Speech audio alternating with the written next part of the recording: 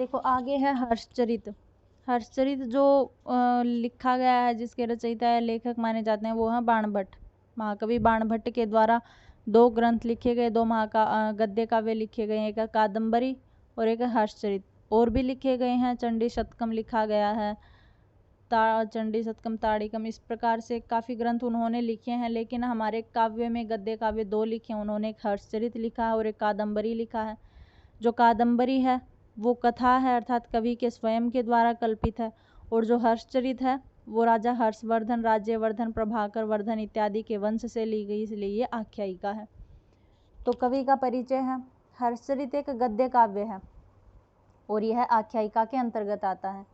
इस काव्य की रचना करने वाले महाकवि बाणभट्ट सरस्वती के वरदपुत्र माने जाते हैं। ठीक है, वरदपुत्र हैं ये सरस्वती के। इनके पूर्वज बिहार राज्य के अंतर्गत सोन नदी के तट अवस्थित प्रीतिकूट नामक नगर के निवासी हुआ करते थे। ठीक है, ये जो इनके पूर्वज हैं, या फिर हम बाणभट्ट को देखें तो ये सोन नदी के तट के ऊपर प्रीतिकूट नाम का कोई नगर है, बिहार का है ये, यहाँ पर स्थित निवास में रहते थे। इनके पिता का नाम चित्रभानु व माता का नाम राज्य देवी था। कहीं कहीं आपको राज देवी भी मिल जाएगा, कहीं राज्य देवी। तो इनके पिता का नाम चित्रभानु है व माता का नाम राज देवी या राज्य देवी है।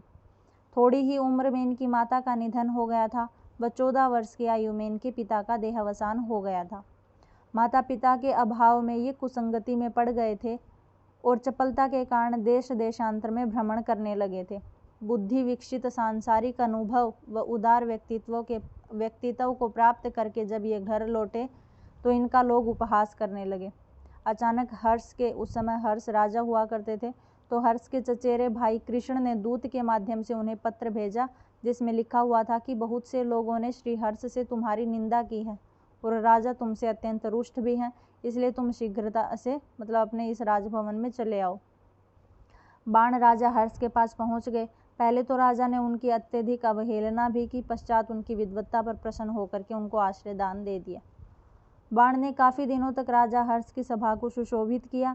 घर वापस आने के बाद लोगों ने जब लोग हर्ष के बारे में पूछने लगे तो इसके लिए उन्होंने हर्षचरित नामक ग्रंथ की रचना की।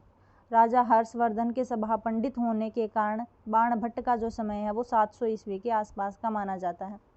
इन्होंने हर्षचरित के प्रथम 3 उच्छ्वासों में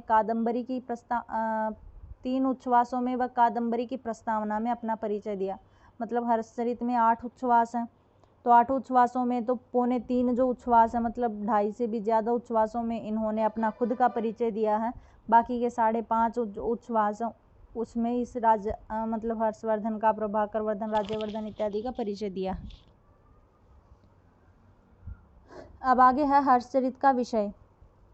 महाकवि बाणभट्ट कृत हर्षचरित एक आदर्श आख्यायिका ग्रंथ है। संपूर्ण ग्रंथ 8 उच्छ्वासों में विभक्त है। आपसे 2019 में सवाल पूछा गया था कि हर्षचरित में कितने उच्छ्वास हैं, कई बार पूछा जा चुका है। तो इसमें 8 उच्छ्वास हैं, जिसमें 3 उच्छ्वासों में बाणभट्ट की अपनी आत्मकथा वर्णित है तथा शेष 5 उच्छ्वासों में हर्ष के जीवन के प्रारंभिक अंशों का वर्णन मिलता है। प्रथम उच्छ्वास है, महाकवि बाणभट्ट अपने वंश के अवतरण और यौवन पर्यंत अपनी असंयत जीवन का वर्णन करते हैं। मतलब अपने जन्म से लेकर के यौवन तक का जो वर्णन मिलता है वो हर्षचरित के प्रथम उच्छ्वास में मिलता है।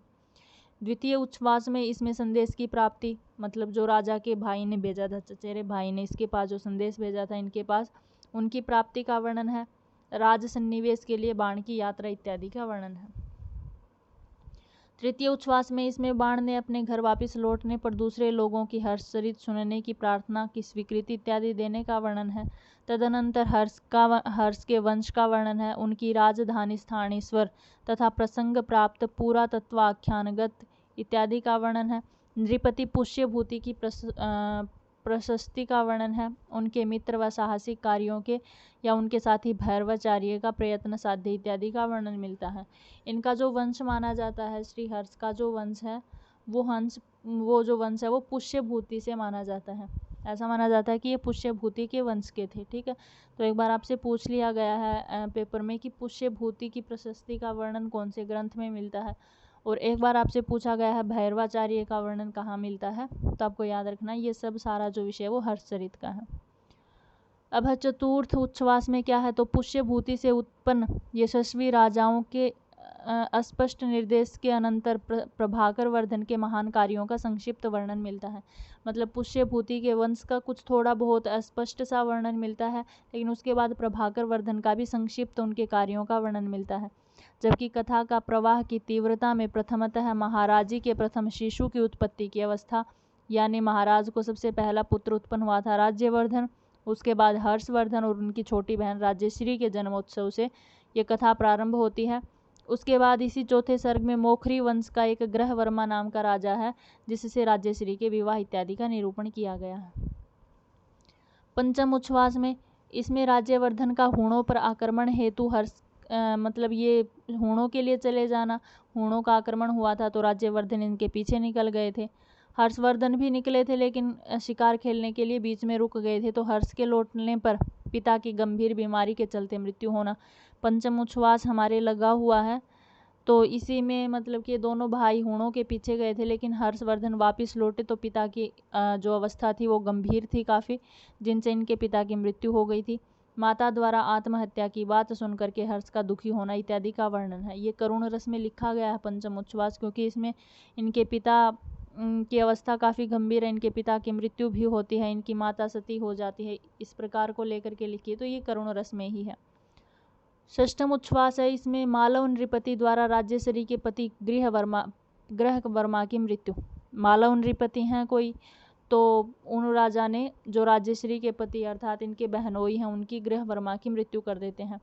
राज्यश्री को बंदी बनाया जाता है।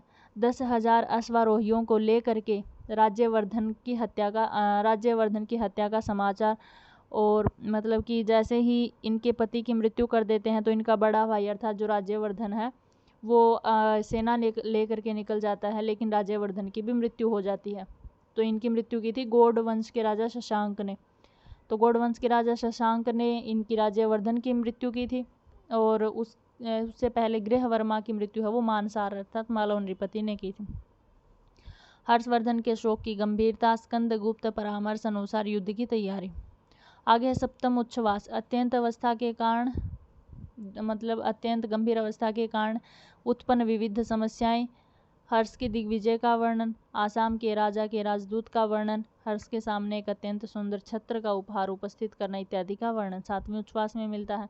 अष्टम उच्छ्वास में हर्ष को पता चलना कि उसकी बहन विंध्या प्रदेशों के जंगलों में छिप गई है, तुरंत उसका अन्वेषण करना यानी ढूंढना, अग्नि प्रवेश करने को उद्यत हुई राज्यश्री को बचा लेना, और शर्त देना कि राज्यश्री के साथ हर्षवर्धन भी कषाय वस्त्र धारण कर लेगा अर्थात संन्यास ले लेगा, और राज्यश्री की पुनः प्राप्ति इत्यादि से ग्रंथ की समाप्ति।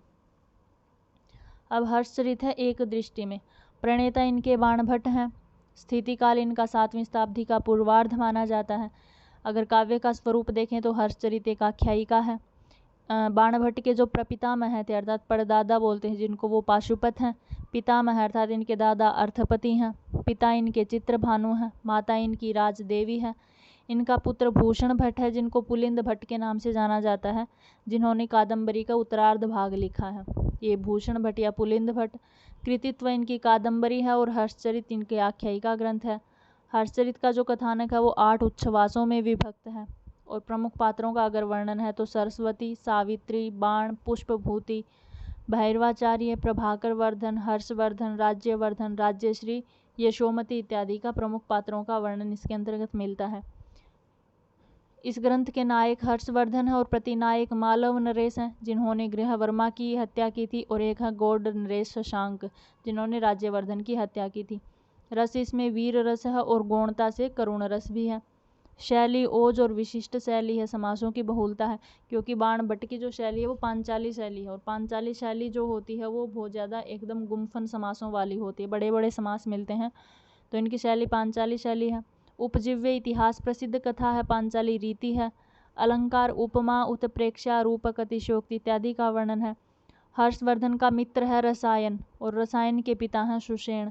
अपशगुन संदेशवाहक अर्थात जब ये शिकार कर रहे थे तो इनके पास एक संदेशवाहक आया था जिन्होंने इसे ये कहा था कि तुम्हारे पिता बहुत ज़्यादा गंभीर हैं, तो इसलिए अपशगुन संदेशवाहक है। कुरंगक नांदी पाठ, इसमें नमस्कारात्मक नांदी पाठ है, शिव की स्तुति की गई है, और बाणभट्ट भी स्वयं शैव मतावलंबी थे। ठीक है, अब प्रमुख सूक्तियाँ। लोके ही लोहेभ्यः कठिनतरा खलु स्नेह मया बंधन पाशः, अर्थात लोके ही, लोक में निश्चय से देखा जाता है कि लोहेभ्यः कठिनतरा, लोहे से भी कठिन, जैसे लोक में सबसे कठिन लोहा होता है, तो उस लोहे से भी कठिन निश्चय से ही स्नेह मया बंधन पाशः, स्नेह का बंधन होता है, अर्थात प्रेम का बंधन होता है। जितना लोहा कठिन कठोर होता है उससे कहीं ज़्यादा कठोर मतलब स्नेह होता है, अर्थात प्रेम का बंधन होता है।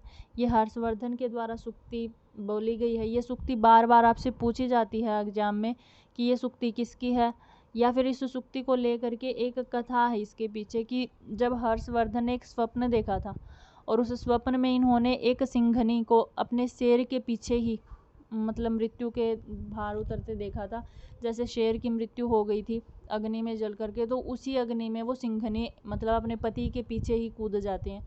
तभी ये सूक्ति कहते हैं कि मतलब संसार में लोहे से भी कठिन है ना एक प्रेम का बंधन होता है, जो कि एक दूसरे के बिना नहीं रहा जा सकता। तो आपसे पूछ लिया, या तो ये सूक्ति पूछ ली जाती है हर बार किसी न किसी तरीके से। तो ये हर्षवर्धन ने की है, और एक बार पूछा गया था कि किसने सिंघनी को स्वप्न में जलते हुए देखा था, तो हर्षवर्धन ने देखा था। ये ऐसे पूछ लिया जाएगा कि हर्षवर्धन ने मतलब अपने स्वप्न में किसे जलते देखा था, एक सिंघनी को देखा था। ठीक है, शेरनी जिसे बोलते हैं। आगे है, जब इनके पिता की मृत्यु हो जाती है तो जो यमपटिक होते हैं अर्थात गाते रहते हैं, वो बोलता है माता पितरी सहस्राणि पुत्रदार शतानि च युगे युगे व्यतीतानि कस्यते कस्य वा भवान, अर्थात माता पिता सहस्राणि हजारों हुए हैं, पुत्रदार शतानि च और सैकड़ों पुत्र, अर्थात दार मतलब पत्नी और पुत्र भी सैकड़ों हुए हैं, युगे युगे व्यतीतानि युग युग व्यतीत हो जाते हैं, कस्यते अर्थात किसके तुम हो, और कस्य वा भवान तुम्हारा कौन है, अर्थात न कोई किसी का है और न तुम किसी के हो, अर्थात कस्य वा भवान या कस्य के कौन तुम्हारे हैं, अर्थात आप किसके होते हैं। ये यमपटिक की उक्ति है। आगे ये है, नियतिर्विधाय पुंसां प्रथमं सुखम उपरि दारुणं दुःखं कृत्वा लोक्यं तड़िता तरला तड़ित इव वज्रम निपातयति, एक सेकेंड, तड़िता इव वज्रम निपातयति। ये कह रहे नियतिर्विधाय अर्थात जो भाग्य होता है, जिसका विधान जो होता है वो कैसा होता है, पुंसाम प्रथमम मतलब पहले तो सबसे पहले तो पुंसाम अर्थात मनुष्यों को सुखम सुख देता है, अर्थात जो भाग्य होता है पहले तो वो पुरुषों को इस प्रकार से सुख देता है, और ऊपरी दारुणम दुखम उस सुख के ऊपर फिर दारुण दुख डाल देता है। जैसे हर्षवर्धन की जो अगर देखा जाए तो इतना अच्छा राज्य था, सब कुछ इतना हंसी खेल से चल रहा था, लेकिन उसी के रहते ही मतलब उसके पिता की मृत्यु हो गई। तो वहीं कह रहा कि जो भाग्य होता है वो सबसे पहले तो पुंसा मतलब पुरुषों को सुखम सुख देता है, और ऊपरी दारुणम दुखम उससे ऊपर फिर दारुण दुख दे देता है।